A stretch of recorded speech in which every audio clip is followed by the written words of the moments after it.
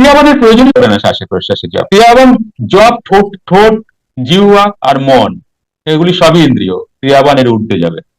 ক্রিয়াবান ইন্দ্রিয়ের মধ্যে থাকবে না। ক্রিয়াবানের উপর জপ টপ নেই কিছু। একজন আত্মীয় হলে যে বিরাট কিছু জিনিস হয়তো শ্বাসের মাধ্যমে জপ করাটা কি জিনিস ওটা?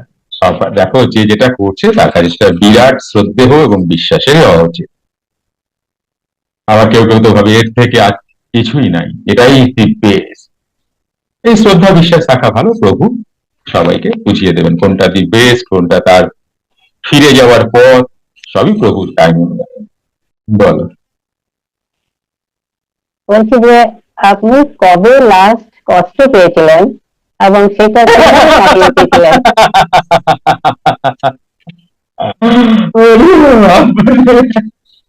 আমি লাস্ট কবে কষ্ট পেয়েছিলাম আর কিভাবে, এবং সেটা কিভাবে কাটিয়েছিলেন?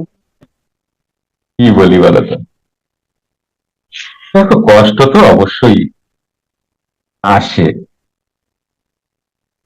কিন্তু গুরু কৃপা হি কেবলম, গুরুর এই চরণ তলে বসে থাকলে ওগুলো এমনি ম্লান হয়, ওগুলো টের পাওয়া যায় না যে কিভাবে এলো আর কিভাবে গেল, এগুলো টের পাওয়া যায় না। তো এই এক্সপিরিয়েন্সও আমি সেভাবে বলতে পারবো না যে কিভাবে আমি এটা কবে পেয়েছি, কতটুকু পেয়েছি আর কিভাবে গেছি, এটা ঠিক এক্সপ্লেন করতে পারবো না যে এইভাবে এইভাবে এইভাবে আসেনি। মানুষের জীবন মাত্র কষ্ট সুখ দুঃখ থাকবে, গুরু চরণ ভরসা করে থাকবে, দেখবে ঠিক হয়ে যাবে। আর তুমি যত এগোতে থাকবে, মানে নিজেকে জানতে চাইবে, প্রিভিয়াস কর্ম তত তোমার ব্যাড কর্মাগুলো তোমার সামনে এসে দাঁড়াবে, ওই সময় গুরু চরণ তলে বসে থাকবে, মিটে যাবে।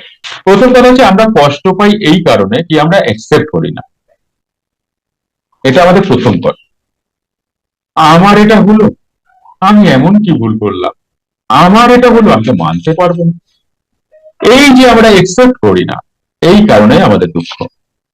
আর যদি আমি এটা মেনে নিই, আচ্ছা এটা আমার হয়েছে, চলো আমারই কর্মফল আমার সামনে এসছে, আচ্ছা যে তাড়াতাড়ি মিটে যাক, তাহলে তোমার তো 80% কষ্টই শেষ, বাকি 20% প্রভুর চরণে থাকে। এটা গেল। রুদ্রাক্ষ ঠিক কত মুখী আপনার জন্য প্রযোজ্য?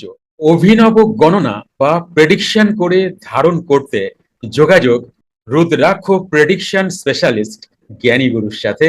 Phone number 9903680146।